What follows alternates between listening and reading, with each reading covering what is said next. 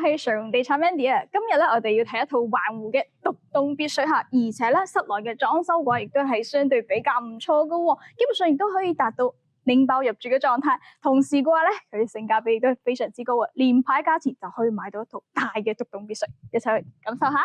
而家咧，我哋嚟到咗別墅嘅前花園啦。咁成套別墅嘅話咧，以獨棟嘅形式呈現，而且位於小區嘅一個中間位置，亦都係環住我哋嘅小區湖景嘅。咁成套面積嘅話咧，333平方，目前嘅售價咧，淨係需要660萬就可以直接拎包入住。OK， 咁前花園呢一邊嘅話咧，佢就會有2個停車位係屬於業主嘅私人所有，同時嘅話咧，333平方嘅話咧，佢做緊嘅係2層嘅設計，一齊入嚟感受下。而家我所企嘅呢一個位嘅話咧，就係2部車嘅一個停車庫咁樣嘅空間，上邊嘅話咧就以鋁合金作為一個棚頂啊，咁佢亦都係一個鏤空形式。前期嘅話咧，業主當其時居住當中嘅話咧，佢應該係種咗唔少嘅一啲菩提樹嗰種爬藤類嘅一個植物，然之後再沿住呢邊嘅話咧，就可以直接上到去我哋嘅側花園呢一邊嚇。咁同時嘅話咧，成個別墅區當中嘅話咧，佢都係以一個天然氣已經係通咗一個狀態下嚟到呈現嘅。咁呢個樓盤嘅話咧，位於珠海斗門片區嘅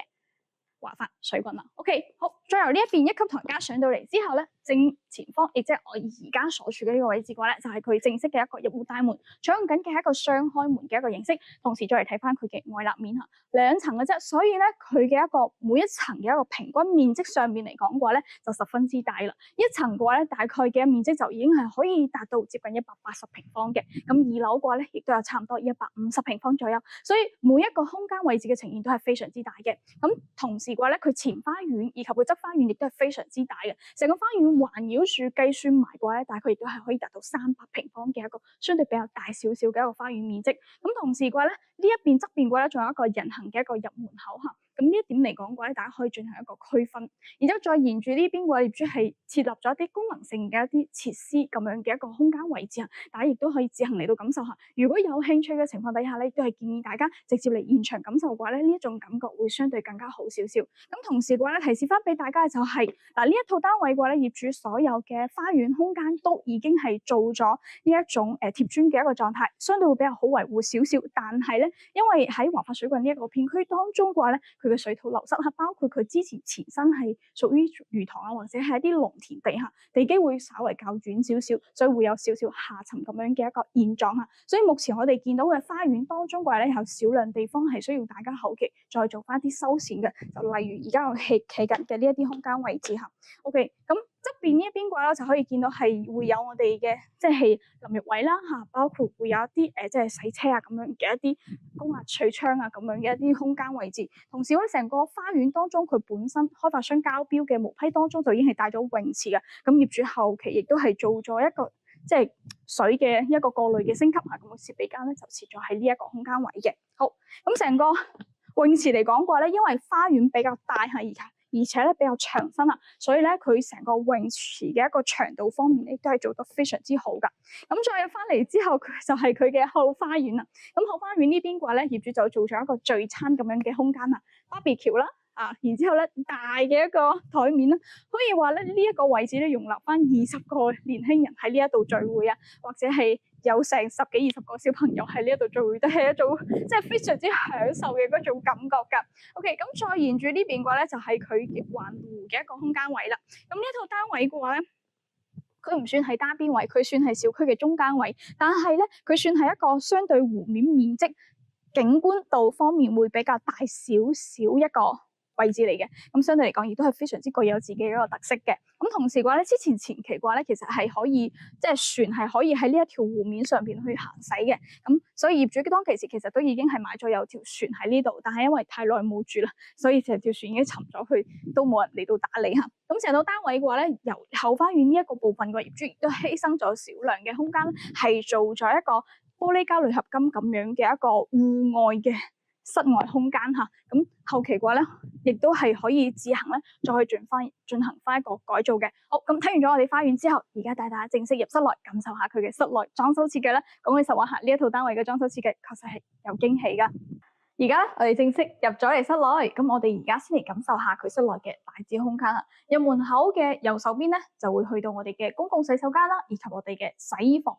明窗嘅一個設計嚇，而且咧空間係非常之大嘅。咁呢一邊又有啲乜嘢咧？大家係咪覺得好好奇？點解咧佢係用個玻璃面咧做翻一個隔斷㗎？係因為咧佢整體嘅一個空間設計嚟講嘅話咧，呢一套單位嘅話咧，佢係屬於一個平面非常之大嘅一個佔地嘅巨無霸咁樣嘅一個形式嚇，所以咧佢嘅一樓嘅話咧就有好多嘅一啲空間可以做翻一個設計，包括咧業主目前嘅話亦都係將佢原有嘅一個佈局啦，可以話係做咗一個比較大嘅一個變動嚇。咁呢一邊嘅話咧，佢就做咗一個辦公區域書台咧，俾小朋友或者係自己學習去增值翻自己一個區域位置嚟嘅。咁再由呢一邊嚇轉個身延過嚟嘅話咧，就係喺我哋嘅一個入戶側邊呢一度開始咧，佢就做咗一個全榻榻米嘅一個設計，而且咧佢仲帶有我哋嘅一個即係叫做幕布嚇，咁亦都係作為一個可以去到睇翻電影啦嚇，即係一個相對比較舒服啦，去享受啦咁樣嘅一個空間嚟嘅。側邊嘅話咧，亦都可以直接咧通翻去我哋嘅側花園嘅。咁成套單位嘅話咧，因為係以一個獨棟嘅形式嚟到呈現，所以你會見到四周係非常之多嘅一啲明窗咧，去提升翻佢全套單位入邊嘅一個室內嘅光線程度嘅。OK， 咁再過嚟呢邊嘅話咧，就係佢嘅一個客廳空間啦。咁客廳嘅話咧係一個落地窗轉角咁樣嘅形式，而且咧正對望翻我哋自己私家嘅一個泳池啦，以及我哋嘅後花園啦，咁樣嘅一個視覺效果。同時嘅話咧，環住呢邊嘅話咧，亦都有我哋嘅小區湖景，咁樣去到呈現翻呢一種即係相對比較享受嘅呢一種感覺嘅。OK， 咁再過嚟呢邊嘅話咧，就係我哋樓梯嘅另外一邊啦。呢邊嘅話咧，佢採用緊嘅就係一個開放式嘅一個廚房啦，咁開放式嘅廚房出邊嘅話咧，就做咗一個大型嘅一個中島台啦，連接住咧，亦都係我哋使用當中嘅一個餐廳咁樣嘅位置，即係有少少咧，即係比如話我哋去食啲日式料理嗰陣時嘅嗰種感覺嚇，即係雖然話係居家，但係咧又有少少即係商務少少咁樣嘅感覺，即係如果你屋企有小朋友嘅情況底下咧，我諗佢就會非常之中意啦。好，咁我哋轉個身咧，再嚟睇下廚房目前嘅一個配備同埋佢設計嘅一個理念究竟係喺邊一個位置嚇。咁首先嘅話咧，所有嘅台面嘅話咧，都係呈現翻一個白色嘅一個色調嚇。咁雪櫃嘅話咧，亦都已經係做好晒。佢基本上咧喺做一個設計嗰陣時嘅話咧，就已經將佢嘅電器嘅尺寸程度啊各方面嘅規劃咧，已經係做得相對非常之完善噶啦。咁上邊嘅呢啲櫃嘅話咧，佢就做緊嘅係一啲玻璃面嘅，而且咧佢亦都係採用緊嗰種展示面嘅一個感覺嚇。下邊呢啲嘅話咧就全部都係一啲拖筒嚇，直至到呢度嘅話咧就抽油煙機同埋佢嘅一個燃氣爐咁樣嘅一個空間位置嚇。咁嗰邊嘅話咧就非常之長嘅一條操作台面啦嚇。OK， 咁我哋睇完咗呢邊之後咧，再繼續往呢邊嘅話咧就係佢嘅洗手盤啦嚇，或者係你睇下佢好多細節上邊嚇，真係真真正正啦。做到嗰種居家自用，又或者係商用咧，都已經係非常可以達到標準嘅嗰種感覺嚇。咁中島台嘅話咧，佢就會有一個電磁爐啦，同埋一個洗手盤。側邊嘅話咧，仲會有一個茶台咁樣嘅一個形式咧，就組成咗佢成個廚房嘅呢一個部分嚇。OK， 咁再嚟到呢邊嘅話咧，佢又有一個，你又可以當佢係餐台，又可以當係一個即係手工啊，或者係即係咁樣嘅一啲休閒空間嘅一個存在。而且咧，你會發現佢無論邊一個空間位置都好啦，佢成個單位係呈現咗一種即係平面嘅一個感覺，冇任何嘅下沉式咁樣嘅一個空間位置。OK， 好，咁我哋而家左右手兩邊呢邊嘅話咧，就會有兩個門口可以通出去我哋嘅側花園同埋我哋後花園咁樣嘅。咁呢啲嘅話咧就通往側花園啦嚇，咁呢邊嘅話咧就可以通往我哋嘅後花園。咁成個後花園呢邊嘅話咧，佢嘅尺寸度非常之大嚇，同埋佢嘅花園嘅面積嚇環繞住大概係可以達到差唔多接近250到300平方左右㗎。而家我哋見到身後嘅呢一個巨無霸嘅話，其實係佢後期加裝嘅一個以玻璃加鋁合金咁樣嘅形式啦，嚟到呈現嘅一個 L 字形咁樣嘅通道空間咧，基本上可以話都係俾小朋友去玩，或者係即係有朋友過嚟聚會嗰陣時咧，可以直接去到利用翻。但係咧呢一個話，因為有少少舊啦，同埋嘅話咧，佢室內嘅一啲地板各方面嘅話咧，都係需要維護嘅。所以呢一個嘅話咧，就睇翻大家後期會唔會再去做翻一個保留嚇。咁同時嘅話咧，可以見到佢裝修當中嗰陣時嘅一個用材用料方面咧，都係用到十足㗎。雙層嘅一個隔音玻璃，而且咧佢採用緊嘅都係即係呢一種摺疊門嘅一個形式嚇，而且好耐冇人住啦，但係咧佢嘅軌道五金件嘅呢啲手感各方面都係呈現出一個非常之健康嘅一個狀態嘅。OK， 好，咁我哋成個一樓咧就基本上以咁樣嘅形式啦嚟到呈現，跟住落嚟直接上二樓。而家我哋就正式咧上咗嚟二樓啦。二樓嘅話，你可以見到佢樓梯嘅一個採光度各方面咧嘅一個設計嚟講嘅話，亦都係即係相對會比較有自己嘅一個理念同埋諗法喺入邊嘅。OK， 好，咁睇完咗呢邊之後咧，我哋再繼續咧沿住呢邊先嚟睇下佢成個二樓當中嘅第一個房間嚇。咁二樓總共嘅話咧就做咗3個套間為主嘅嚇。呢一間房入嚟之後咧，側邊就係一個衣帽間，而且咧佢好即係覺得好貼心嘅地方就係好多人咧會覺得，哎呀，如果我做衣櫃嘅話，一定要做到去頂。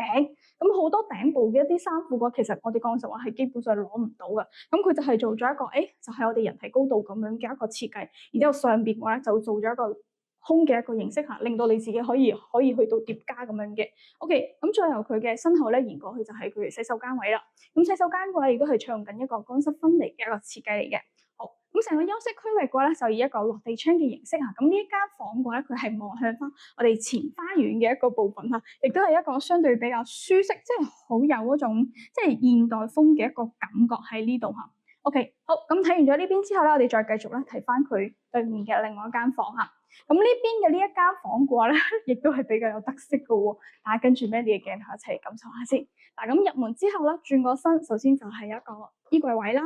再轉個身啦，就係我哋嘅洗手間啦。咁其實佢每一個空間嘅一個尺寸度方面咧，都係做得比較好少少噶。OK，咁再轉個鏡頭過嚟呢度嘅話咧，就係少少提示翻大家，就係嗱，咁成套單位嘅話咧，有滲水嘅地方咧，就基本上係呢一間房比較多嘅。首先就係佢而家我哋見到窗簾呢一個部分。轉角位同埋佢下邊嘅呢一個部分，咁呢兩個部分咧就需要後期咧大家再去進行一個整改嘅。但係咧全屋嚟講嘅話咧，只要業主係清晒佢所有嘅一啲私人物品或者係叫做家私電器都全部清晒出去嘅話咧，哇！咁佢成個一個空間嘅個呈現啊，包括佢嘅裝修啦，同埋佢整體嘅戶型啊，都係一個非常之好嘅一個選擇嚟嘅。咁呢一邊嘅話咧，亦都有一個高飄嘅一個明窗位嚇，咁亦都係將成套單位嘅一個光線程度咧係進行一個非常之大嘅提升啊。咁我哋喺睇呢套單位嗰陣時，你就會發現今日咧 Mandy 係真係完全係冇開燈嘅情況底下嚟到拍攝嘅，你就可以感受到佢真實嘅一個光線程度啦。OK， 再由呢邊嘅推門直出嘅話咧，就係佢嘅一個平台空間啦。成個平台嘅尺寸度嘅話，亦都係可以達到大概25平方左右咁上下，而且咧佢成個轉角位咧，亦都係可以望向翻我哋成個花園當中係最中心嘅一個即係三角形咁樣嘅一個湖面咁樣嘅空間位嚇，亦都係一個相對比較有特色少少嘅一個單位嚟嘅。好，咁再經過呢一條通道咧，入到嚟就係我哋嘅主人房套間啦。因為咧業主其實咧佢叫做喺度清理緊啲物品，仲應該已經係冇人住噶啦，所以咧可能我哋室內會稍微亂少少，所以我哋鏡頭咧稍微行快啲啲嚇。OK， 最後呢邊嘅話咧，佢就會有一個衣帽間，然之後轉個身咧就係一個洗手間位啦。咁成個洗手間嘅話咧，佢嘅淋浴室呢度咧都係做得比較特別嘅，就係呢一個空間位。咁好多人咧，可能我哋直接咧就做浴缸嘅，佢就係直接咧叫做好似我哋舊式咁樣去圍咗一個即係叫做浴池啦咁樣嘅一個空間位置，同時話因為尺寸度比較大嚇，所以佢整體嘅一個空間感覺方面咧，亦都係非常之唔錯嘅。咁休息區域嘅話咧，就採用緊嘅係一個轉角嘅一個形式嚇，同時咧成個主人房係3面嘅一個採光面，再由呢一個轉角位呢度嘅話咧，佢本身就有條柱嘅，但係咧佢就將呢條柱嘅一個位置啦嚇，就以2張台拼接咁樣嘅形式咧，將佢做到一錯開，再加上咧，哇！你每日起身嗰陣時咧，望過去呢一個視野景觀度咧，哇！真係〜非常之舒服。OK， 咁睇到呢度嘅話咧，我哋成套單位嘅話咧，就已經係同大家分享到七七八八嘅啦。如果你有興趣或者想了解更加多詳細情況嘅話，亦都歡迎大家直接預約 Mandy 過嚟睇現場啦。未關注嘅朋友記得關注同感動旁邊嘅小鐘，咁樣先可以及時接收到你嘅最新消息。下期再見，拜拜。